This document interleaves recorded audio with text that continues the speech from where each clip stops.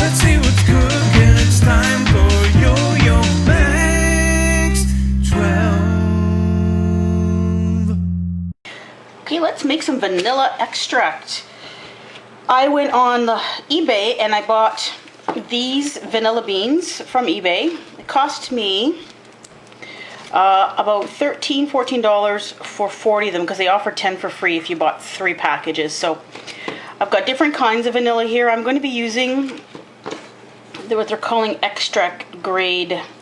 I've got this bourbon, Madagascar bourbon vanilla, and I also have this Tahitian. I'm going to use both of these.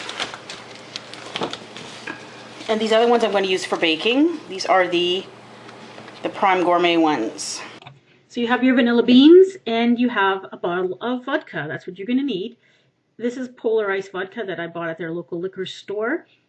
This is a 750 milliliter bottle, which is about 25 ounces. It's 40% alcohol per volume. Now, this is full right up to the cap. I was afraid that it was going to overflow when I added the vanilla beans. So what I did is I just poured out 1 cup of the vodka so that I had 2 cups or 500 milliliters left in the vodka bottle. And when I did with the vodka, I put it into this mason jar, and I'm going to end up adding it back into the vanilla extract as I use it to replenish it. So there are the vanilla beans. They are 2 different kinds, and I ended up using 20 of them. All the recipes I found online mention that you should use at least 8 vanilla beans per cup of vodka. So I ended up using 10 per cup, which is a little bit more, but you could even double that if you'd like. Some of the recipe instructions say to slit the vanilla beans down the center, like I'm doing now. And some of them say you should just snip the vanilla beans into short lengths.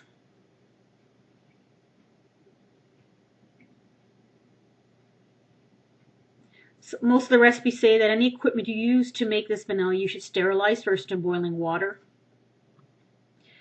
Now there's the vanilla bean. I split it open just to show you the insides. The little black spots are actually the little seeds inside, the little tiny vanilla beans. And when bakers cook, what they do is they scrape out the inside part, and that's the part they use in the baking. Now, the disadvantage I can see of using the whole beans without snipping them is that, as you can see, as the vanilla is going to go down, you're going to end up with your vanilla beans sticking out and being not completely immersed. So by adding the vanilla beans in small pieces, they're going to go to the bottom and they'll always be immersed by the vodka. So pretty much you're done. I mean, you put the vanilla bean pieces into the vodka. You're going to put a cap on it, and you're going to put it in a dark place, someplace that doesn't get sunlight on a regular basis, and let it sit. And every few days or so, take it out, give it a shake, and then put it back. And it should be ready to use after about 4 weeks. But they say in most places online that I looked that it's going to take about 6 months for it to fully mature. The one I have now, I made this in July. The one I have now is 5 months old, and it is amazing. Sometimes I just take the cap off and smell it just for the fun of it because it smells so fantastic.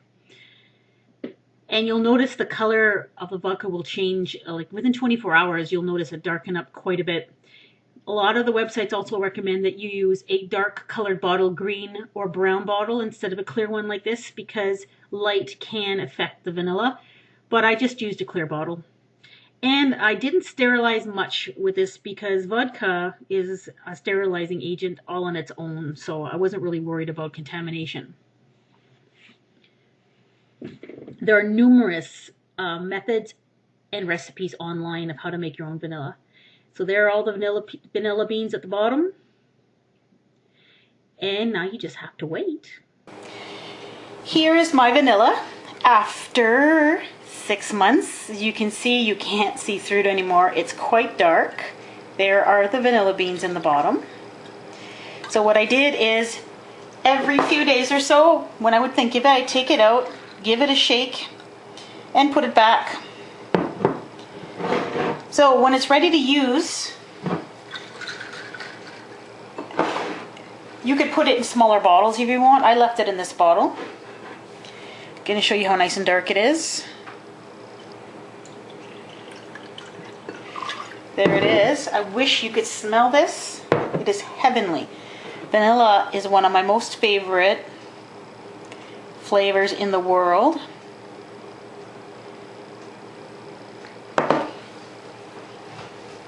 Now, some websites recommend that you strain it because you're going to get, let's bring you closer. Can you see the little bits in the screen? There's going to be little vanilla bits in the bottom there, but you know what? As far as I'm concerned, it's all part of the flavor and it just adds to it. So I don't strain mine before I use it. Anyway, you will taste nothing like this vanilla if you make it yourself. It really, really adds an amazing flavor to baking.